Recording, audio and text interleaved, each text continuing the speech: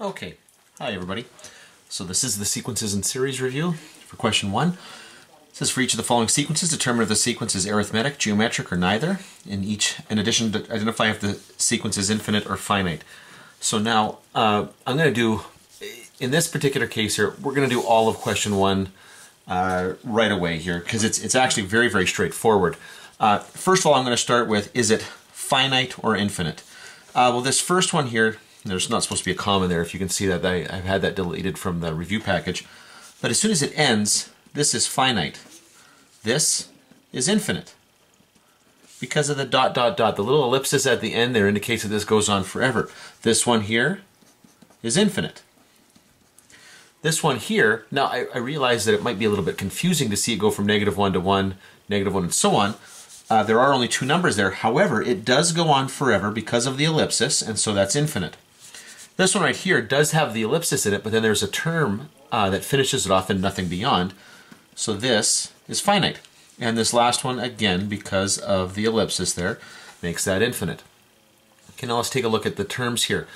Now, in order to determine whether this is arithmetic or geometric, remember arithmetic, the values change by a constant addition, or subtraction, if you will. So if you take a look at this one here, notice they go from 1 to 2 and then 2 to 3. I'm simply adding 1 every time. Because we are adding 1, this is arithmetic. Okay?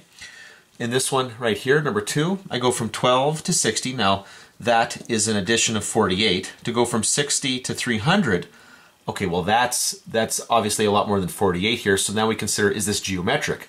Well, to go from 12 to 60, I multiply by 5. To go from 60 to 300, I also multiply by 5. So because we are constantly multiplying by 5, this is geometric. Okay, but it has to be this repeated thing. Like, you'd have to see that operation show up twice in a row for that to work. For this one right here, the 1, 1, 2, 3. Now that is not a misprint.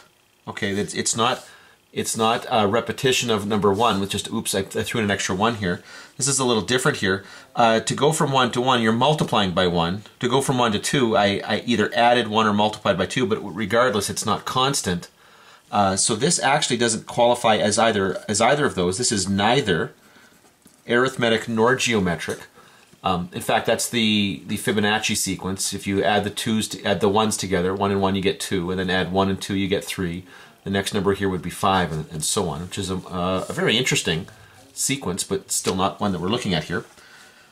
For this one right here, to go from -1 to 1, 1 to -1, I mean, you could, if you wanted, you could think of it as adding 2 and then subtracting 2, but again, you're not doing the same operation over and over again, so that can't be arithmetic. Instead here, if you notice, what I'm doing is I'm multiplying by -1 every time, and because of that, that makes this geometric. Okay? This next one here, to go from 1/3 to 1/9 to 1/27 and so on here, I hope it's fairly clear here that if we multiply this by 1/3, multiply by 1/3, now I know that that's not always terribly obvious here, but if you took 1/9 divided by 1/3, remember what that means. That makes this 1/9 times 3 over 1. The resulting fraction here would be 1/3. So what I did is I took the second term, divided it by the first term. If I take the third term, 1/27, and divide it by 1/9, that's the same as 1/27 multiplied by 9 over 1. And again, I get 1/3. So in every case here, we are multiplying by 1/3, and that makes this geometric. Okay. This next one right here, 250 to 200 to 150. Well, to go from 250 to 200, I mean, that's not a nice, obvious factor. I mean, it's not that bad, but it's not an obvious one here. However, it does look like I just subtracted 50.